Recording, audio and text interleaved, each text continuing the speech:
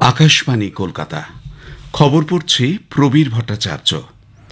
আজকের বিশেষ খবর হল, শারীরিক কারণে উপরাষ্ট্রপতি জগদীপ ধনখড় পদত্যাগ করেছেন।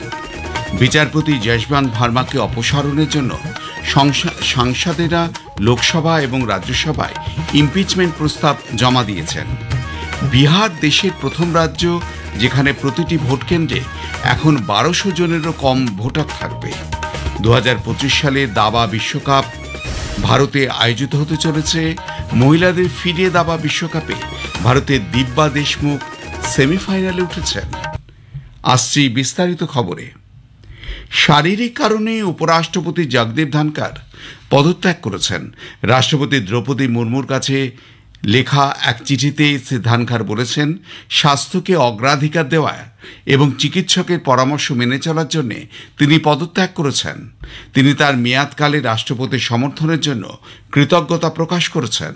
শ্রী ধনখড় প্রধানমন্ত্রী নরেন্দ্র মোদী এবং মন্ত্রিপরিষদের প্রতিও গভীর কৃতজ্ঞতা জ্ঞাপন করেছেন। তিনি বলেন, প্রধানমন্ত্রীর সহযোগিতা এবং সমর্থন অমূল্য এবং তিনি তার দায়িত্ব পালনকালে অনেক কিছু শিখেছেন। শ্রী ধনখড় বলেন যে সাংসদদের কাছ থেকে তিনি যে উষ্ণতা, বিশ্বাস এবং স্নেহ পেয়েছেন তা তিনি নিজের স্মৃতিতে গেঁথে রাখবেন। শ্রী ধনখড় বলেছেন যে এই ভারতীয় গণতান্ত্রিক উপরাষ্ট্রপতি হিসাবে তিনি যে অমূল্য অভিজ্ঞতা অর্জন করেছেন তার জন্য তিনি গভীরভাবে কৃতজ্ঞ। এই গুরুত্বপূর্ণ সময়ে ভারতের উল্লেখযোগ্য অর্থনৈতিক অগ্রগতি এবং অভূতপূর্ব তাৎপর্যপূর্ণ উন্নয়ন প্রত্যক্ষ করা এবং তাতে অংশ নেওয়া একটি সৌভাগ্য এবং তৃপ্তির বিষয়। তিনি বলেছেন, এই জাতির ইতিহাসের এই রূপান্তরমূলক যুগে কাজ করা একটি সত্যিকারের সম্মান। বিভিন্ন বিষয় নিয়ে বিরোধী দলগুলির হইহট্টগোলের মধ্যে সংসদের উভয় সভার অধিবেশন গতকাল দিনের মতন মুলতবি হয়ে যায়। বিরোধী সদস্যরা পহেলগাঁও সন্ত্রাসবাদী এবং অপারেশন সিঁদুর নিয়ে তাৎক্ষণিক আলোচনার দাবি জানান। পরে উভয় কক্ষেই দিনের মতন মুলতবি ঘোষণা হয়। বিকেল 4টায় তৃতীয়বার মুলতবি হওয়ার পর লোকসভার অধিবেশন পুনরায় শুরু হলে কংগ্রেস, ডিএমকে, সমাজবাদী পার্টি এবং অন্যান্য বিরোধী দলগুলি স্লোগান দিতে শুরু করে। প্রতিবাদী সদস্যদের সংসদের কাজকর্ম চালিয়ে যাবার জন্য বারবার আহ্বান জানানো হয়। গণ্ডগোল চলতে থাকায় সভাপতি সভা মুলতবি করে দেন। এর আগে সভা 3বার মুলতবি হয়। দুপুর 12টার প্রথম মুলতবি হওয়ার পর অধিবেশন শুরু হলে কংগ্রেস, সমাজবাদী পার্টি, ডিএমকে এবং অন্যান্য বিরোধী সদস্যরা স্লোগান দিতে থাকেন এবং ওয়েলে নেমে চলে যান। প্রিসাইডিং অফিসার বারবার বিরোধী সদস্যদের তাদের আসন গ্রহণ করে শূন্য আওয়ারে অংশগ্রহণের জন্য অনুরোধ করেন। সংসদ বিষয়ক মন্ত্রী কিরেন রিজিজু বলেন, সরকার আলোচনার জন্য প্রস্তুত। पहला दिन इस तरह से हंगामा करना ये तो ठीक नहीं है। नाराबाजी करके इस तरह का समय का वो लोग दुरुपयोग कर रहे हैं। इसलिए मैं अपील करता हूं कि सरकार चर्चा के लिए रेडी है। आप लोग आ जाइए चर्चा के लिए। जो भी बोलना है खोल के मैदान में चर्चा करेंगे। ये हंगामा करने से कुछ नहीं होता है। चर्चा करना है तो आप लोग आ जाइए। सरकार तो रेडी है चर्चा के लिए। বিচারপতি যশবন্ত ভার্মাকে অপসারণের জন্য সংসদ সদস্যরা লোকসভা এবং রাজ্যসভায় ইমপিচমেন্ট প্রস্তাব জমা দিয়েছেন। বিচারপতি ভার্মার বিরুদ্ধে সংবিধানের 124, 217 এবং 218 অনুচ্ছেদের আওতায় ইমপিচমেন্ট প্রস্তাবে স্বাক্ষর করেছেন লোকসভার 145 জন সদস্য। এদের মধ্যে রয়েছেন বিজেপি সাংসদ অনুরাগ সিং ঠাকুর, রবিশঙ্কর প্রসাদ, রাজীব প্রতাপ রুডি, কংগ্রেস সাংসদ তথা লোকসভার বিরোধী দলনেতা রাজীব গান্ধী, এনসিপির সুপ্রিয়া সুলে এবং অন্যান্যরা। বিচারপতি ভার্মার বাড়ি থেকে টাকা উদ্ধারের ঘটনায় অনুসন্ধান করবে সংসদ। বিহার দেশের প্রথম রাজ্য যেখানে প্রতিটি ভোট কেন্দ্রে এখন 1200 জনেরও কম ভোটার থাকবে। গতকাল এই ঘোষণা করে নির্বাচন কমিশন জানিয়েছে, দীর্ঘ লাইন কমানো এবং ভোটদানকে আরও সুবিধাজনক করে তোলার লক্ষ্যে এই পদক্ষেপ নেওয়া হয়েছে। এই লক্ষ্যে রাজ্য জুড়ে 12,817টি নতুন ভোট কেন্দ্র যুক্ত করা হয়েছে। পূর্বে প্রতি কেন্দ্রে 1,500 ভোটারের সর্বোচ্চ সীমা ছিল। ভোটার তালিকার বিশেষ নিবিড় সংশোধন এসআইআর এর অধীনে এই সিদ্ধান্ত নেওয়া হলো। এই সংযোজন নির্বাচনের ফলে বিহারে মোট ভোট কেন্দ্রের সংখ্যা এখন 90,712 হয়ে দাঁড়িয়েছে। এর আগে এই সংখ্যা ছিল 77,895। নির্বাচন কমিশন জানিয়েছে রাজ্যে বর্তমানে এসআইআর এর অনুশীলনের অধীনে এখনো পর্যন্ত 7,16,00,000-এর বেশি গণনা ফর্ম সংগ্রহ করা হয়েছে। তিনি আর জানিয়েছেন যে আগামী মাসের 1 তারিখ থেকে যে কোনো জনসাধারণের খসড়া ভোটার তালিকায় যে কোনো সংযোজন বাদ দেওয়া বা সংশোধনের বিষয়ে আপত্তি জানানো যাবে।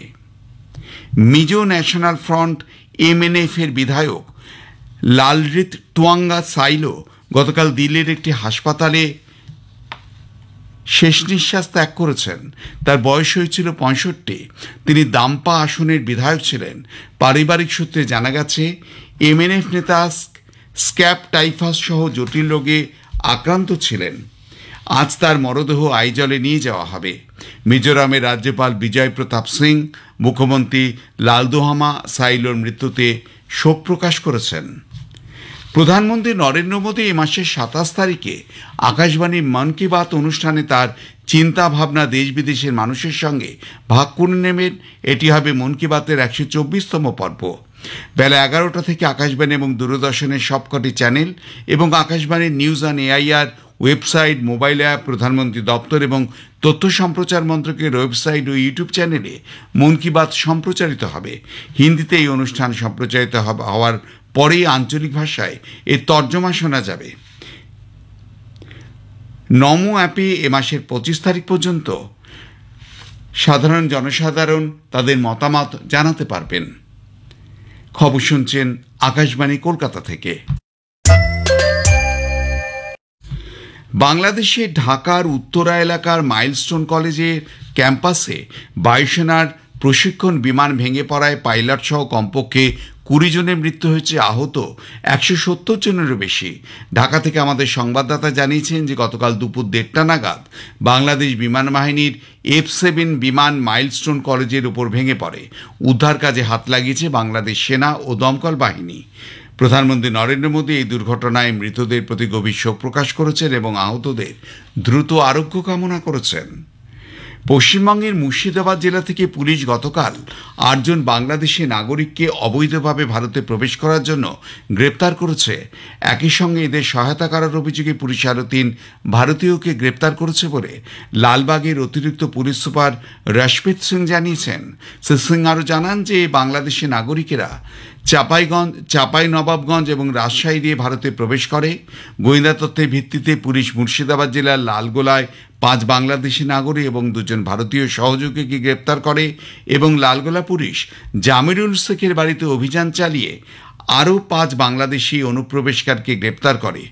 একই জেলার রানীগঞ্জ থেকেও 3 বাংলাদেশি নাগরিক এবং 1 জন ভারতীয় সহযোগীকে গ্রেপ্তার করা হয়।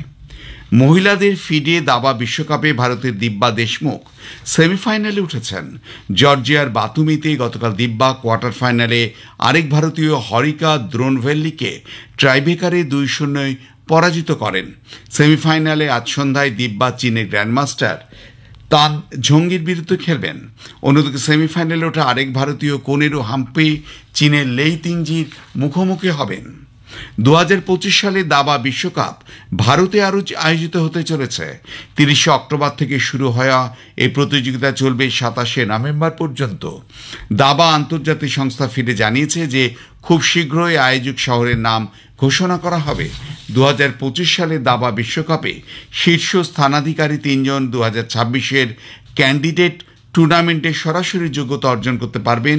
এর মাধ্যমে বিশ্ব দাবা চ্যাম্পিয়নশিপের প্রতিদ্বন্দ্বিতা করার বিষয়টি সুনিশ্চিত হবে। শেষ করবার আগে খবরে বিশেষ কিছু অংশ আরও একবার। শারীরিক কারণে উপরাষ্ট্রপতি জগদীপ ধনখড় পদত্যাগ করেছেন। বিচারপতি যশবন্ত ভার্মাকে অপসারণের জন্য সংসদরা লোকসভা এবং রাজ্যসভায় ইমপিচমেন্ট প্রস্তাব জমা দিয়েছেন।